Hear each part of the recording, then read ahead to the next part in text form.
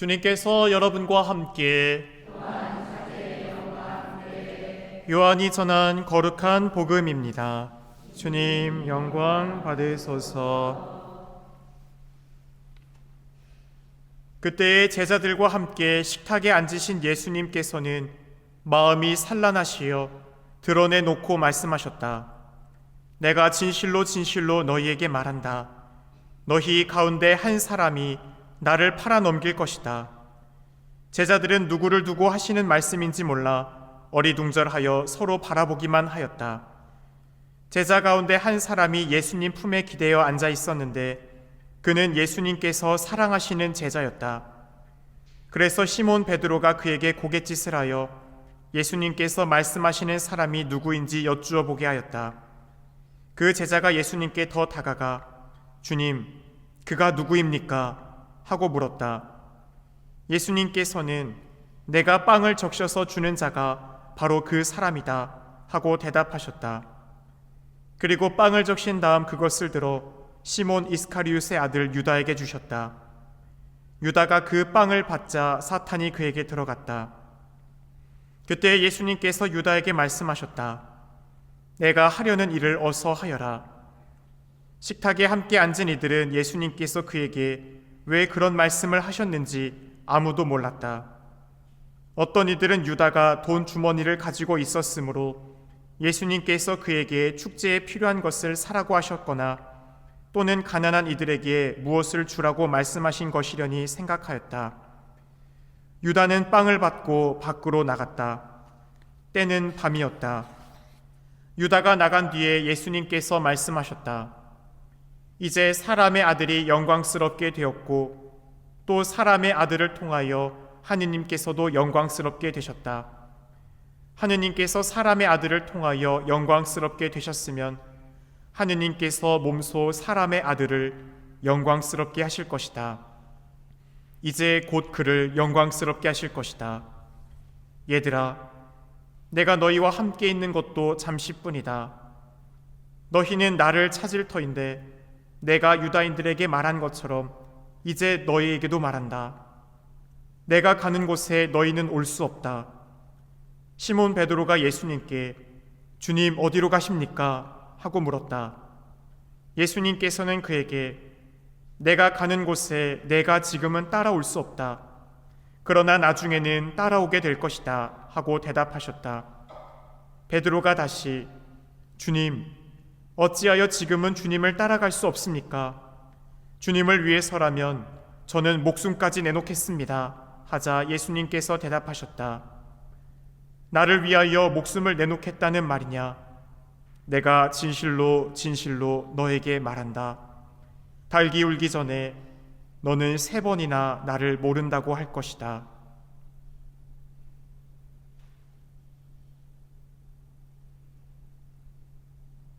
주님의 말씀입니다. 그리스도님 찬미합니다. 참 예수님, 오소서 성령님, 새로나게 하소서. 사랑하는 교회 여러분, 거룩한 성주간 주님의 발 밑에 또 그 십자가 아래서 왜 그곳에 구원이 있는지를 또 자주 바라보기를 다시 한번 권고해 드립니다. 거룩한 성주간 주님의 순환을 묵상하며 주님의 길을 또 함께 따를 수 있도록 온 인류의 구원을 위한 그분의 무한한 사랑의 성심을 깊이 헤아리며 우리도 그분의 마음을 위로해 드릴 수 있으면 좋겠습니다. 오늘 복음 말씀 안에서 우리는 예수님께서 두 제자의 배반을 또 예고하시는 장면을 만나게 됩니다. 하나는 유다, 다른 하나는 베드로입니다.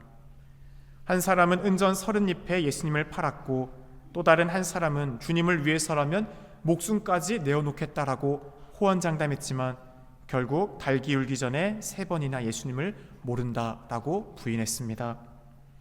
예수님의 심정은 어땠을까요? 3년간 동거동락하며 수많은 기적과 가르침을 나눠온 제자들에게 돌아선 배반을 예고하시는 그 밤, 예수님의 마음은 무척이나 고통스러우셨을 겁니다. 우리도 살아가면서 정말 신뢰했던 사람들에게 어떤 상처나 또 배반을 당하게 될 때 살면서 경험하고 싶진 않겠지만 그런 순간 어떻습니까? 용서가 됩니까? 감히 네가 어떻게 이런 마음이 더 먼저 올라오겠죠. 머릿속으로는 그럴 수도 있지라고 하겠지만 마음은 어떻게 그럴 수가 있어 라고 하며 또 무너져 내릴 수 있는 순간들이 분명히 올 겁니다. 하지만 예수님은 그런 우리와 다르게 또한 그들을 위해 또 포기하지 않고 다시 한번 빛을 바라볼 수 있도록 내일 복음까지 이어지는 우리의 예수님의 삶의 모습을 보면 다시 한번 우리에게 큰 위로를 주고 있음을 보게 됩니다. 제자들의 배반을 미리 아시면서도 미워하지 않으시고 그들을 위해 기도하십니다. 유다를 향해서도 내가 하려는 일을 어서 하여라.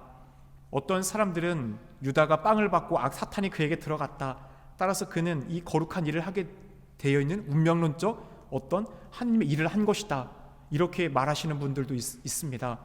교회는 예정설이나 운명론을 배격합니다. 하느님은 우리에게 주신 가장 귀한 선물은 자유예요. 선을, 악을, 그 어떤 것이라도 자유 가운데 우리가 선택할 수 있도록 사랑의 최고로서 우리를 존중하시고 또 우리에게 그 모든 것을 선택할 수 있도록 열어주셨죠. 그렇게 마지막까지 유다의 그 선택을 존중해 주신 겁니다. 하지만 그 순간 안에서도 그의 운명은 정해진 것이 아닙니다. 마지막 죽기 직전까지 사람의 구원은 하느님의 손에 달려 있습니다. 따라서 우리 교회 안에서 어떤 스캔들, 예를 들어 잘 아시겠지만 극단적 선택을 하여 자신의 삶을 스스로 끊은 사람들에 대해서 공적으로는 우리가 장례미사를 해주기가 어렵죠. 하지만 그 사람이 꼭 지옥에 갔다? 그렇게 말할 수 있을까요? 그건 모르는 겁니다. 그가 죽기 직전 그 선택을 한 삶 안에서도 마지막 정말 하느님 앞에 진심을 다해 상등 통회를 했다면 하느님은 그 마지막 통회의 순간 그를 다시 그 영혼을 받아들이시죠. 우도를 보십시오. 평생 강도질의 살인, 그가 했던 것은 무엇이에요? 마지막 순간에 예수님, 저 정말 나쁜 짓 많이 했어요. 저는 죄인입니다. 그러나 당신 나라 올 때 저 좀 기억해 주세요. 이 한마디를 했던 그에게 주님께서 하셨던 것은 내가 오늘 진실이 너에게 말한다. 정녕 오늘 너는 나와 함께 낙원에 있을 것이다. 우리는 어찌 보면 예수님 너무 불공평해요. 저는 평생 예수님을 믿어서 선행하고 희생하고 봉사하고 그 수많은 어려움을 삶을 살았는데 그가 했던 건 뭡니까? 강도질, 깡패, 살인, 그런 그에게 어떻게 천국을 그렇게 쉽게 열어줍니까? 그렇게 얘기할 수도 우리 입장에서 그렇겠죠. 하지만 아버지의 자비가 너그럽다고 해서 우리가 그것을 못마땅히 여기거나 폄하해서는 안 됩니다. 오히려 우리가 그 마지막 우도와 같이 삶을 끝까지 주님 앞에서 한결같이 걸어갈 수 있는 사람이 누가 있겠습니까? 때로는 밀처럼 살다가도 어떤 순간 그 열정에 사그라들어 우리는 어떻게 돼요? 가라지가 되기도 하죠. 예전에 신앙생활 엄청 열심히 했어도 중요한 건 뭐예요? 하느님 앞에 나아가는 그 시간, 그때가 중요한 겁니다. 그렇게 우리들의 삶은 늘 현재에 충실할 수 있는 성실함, 팔팔 끓는 막 그 열정이 넘치는 삶이 항시 유지되면 좋겠죠. 하지만 그렇지 못한 우리들의 삶에서 더 중요한 것은 한결같을 수 있는가?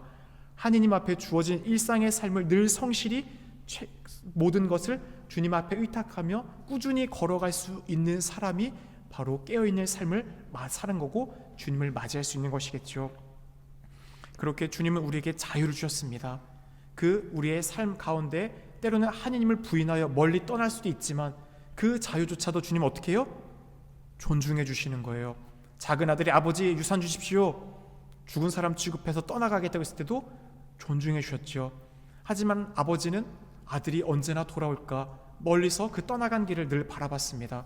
그리고 아들이 들어오지 못하고 서성거릴 때 어떻게 해요? 먼저 뛰어나가셨죠. 그게 바로 아버지의 마음이지 않습니까? 바로 끝까지 주님은 우리를 사랑하십니다.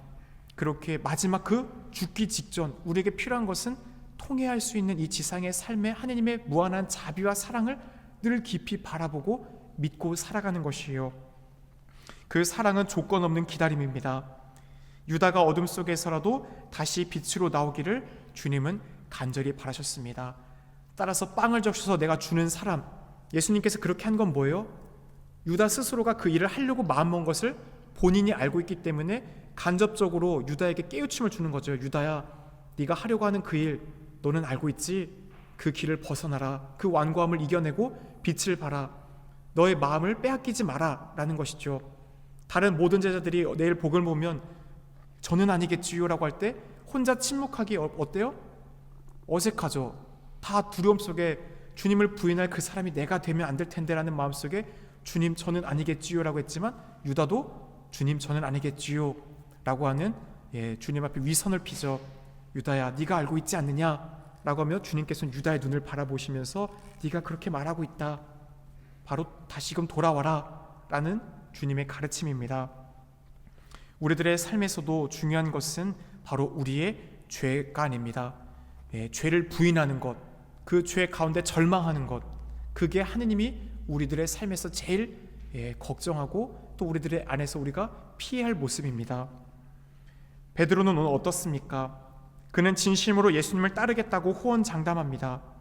하지만 두려움 앞에 그 다짐이 무너집니다. 수많은 군중들이 칼을 들고, 군중이 아니라 병사들이 칼을 들고 한밤중에 왔을 때 수없이 찾아왔던 모든 난관들을 예수님은 헤쳐나가셨죠. 정말 기적을 일으키며. 그런데 그날 밤 너무나 무기력하게 끌려가는 예수님 앞에 그는 어찌 보면 두려움, 위협적인 분위기, 낯선 환경 속에 겁을 먹게 되고 또한 그 가운데 용기를 잃었을 겁니다. 우리도 쉽게 자신을 숨기고 신앙을 드러내지 못한 경험이 분명히 있습니다. 이 상황에서 내가 신앙인인 것 티내면 내가 더 불편해지지 않을까라는 그런 생각들, 따라서 눈치를 보게 되고 그 두려움 속에 더욱더 오그라든 그런 체험들이 분명 있을 겁니다. 중요한 것은 그 두려움 속에 넘어졌지만 베드로는 일어섰다라는 겁니다. 대사제 저택 안뜰에서 닭이 3번 울었었을 때 베드로와 예수님은 눈이 마주쳤죠. 그 순간 주님께서는 베드로에게 베드로야 힘을 내어라, 용기를 내어라는 사랑의 눈빛을 바라봤을 겁니다. 그렇게 베드로는 어둠 속에서 슬퍼하며 눈물을 흘립니다. 바로 통이와 눈물로 다시 한번 자신의 그 약함을 깨닫고 주님께 나아가는 시간을 그는 체험했죠. 반면 유다는 어떻습니까? 스승을 팔아넘긴 일을 그는 후회했고 은전 30잎을 다시금 던졌습니다. 하지만 그 후회는 단지 절망으로 이어졌을 뿐 아버지의 무한한 사랑과 자비를 그는 바라보지 못합니다. 결국 자기 스스로를 용서하지 못한 채 극단적으로 생을 마감했습니다. 유다의 문제는 죄보다 자신의 그 절망감 속에 사로잡혀 빛을 바라보지 못했다라는 데 있습니다. 주님의 사랑과 용서를 끝까지 믿지 못한 채 자신을 단죄하고 포기한 것, 우리들의 삶 속에서도 그런 순간들이 있습니다. 평상시 아버지의 자비와 사랑을 머리는 알지만 깊이 있게 체험하지 못했을 순간 바로 유다와 같은 그런 삶을 우리도 살아가게 될 수 있다는 겁니다. 형제자매 여러분, 여기 있는 우리 누구나 모두 다 죄인이고 또 죄를 반복하고 수없이 넘어집니다. 죄를 짓지 않는 삶은 없습니다. 중요한 건 그 죄를 어떻게 바라보느냐입니다. 후회에서 멈추지 않고 회개로 나아가느냐, 그게 바로 베드로와 유다의 결정적인 차이였습니다. 성인이란 죄를 짓지 않는 사람이 아닙니다. 죄를 지어도 하느님께 다시 나아가는 사람이 오늘날의 성인입니다. 우리는 성주간을 보내고 있습니다. 예수님의 순환을 묵상하면서 우리 각자의 삶을 돌이켜보면 좋겠습니다. 우리는 어떤 순간에 주님을 모른다고 부인하고 있습니까? 유혹 앞에, 수많은 두려움 앞에 나는 어떤 선택을 주로 합니까? 후회만 반복하며 절망과 어둠 속에 머무르려 하지 않습니까? 주님의 자비를 끝까지 믿고 나의 약함을 그분께 겸허히 말씀드리며 도움을 청하고 의탁합니까? 아니면 내 죄에 내가 먼저 스스로를 단죄하고 실망감에 빠져 어둠에 머물러 있습니까? 하느님의 자비는 우리가 상상하는 것보다 훨씬 큽니다. 우리를 향한 그 사랑은 죄보다 더 깊고 상처보다도 더 넓습니다. 지금도 주님은 우리에게 말씀하십니다. 나를 부인하고 모른다 해도 괜찮다. 다시 나에게 돌아와라. 이 성주간 우리가 주님을 얼마나 사랑하는가 보다 주님께서 우리를 얼마나 더 사랑하는가, 우리는 그것을 깊이 묵상해야 합니다. 내가 주님을 사랑하기 이전에 그분이 먼저 모태에서부터 나를 빚었고 나의 그 모든 삶을 사랑으로 이끌어주고 있음을 우리는 기억해야 합니다. 그 사랑을 믿고 어둠에 머무르지 말고 다시금 우리는 빛으로 나아가는 신자들이 또 그리스도인이 되어야 합니다. 유다가 아닌 베드로처럼 주님의 가슴 안에 회개의 눈물로 다시금 일어설 수 있는 성주간이 되도록 노력합시다. 자비로우신 아버지, 베드로처럼 넘어지고 유다처럼 방황하였던 저를 불쌍히 여겨주소서. 그러나 주님, 저는 주님의 무한한 자비를 믿습니다.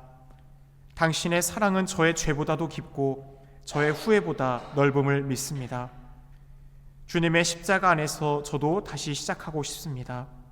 저를 붙들어 주소서. 주님의 사랑 안에서 빛으로 나아가는 삶을 선택하게 하시고 회개의 눈물로 새로운 부활을 체험하도록 도와주소서. 우리 주 예수 그리스도를 통하여 비나이다. 아멘.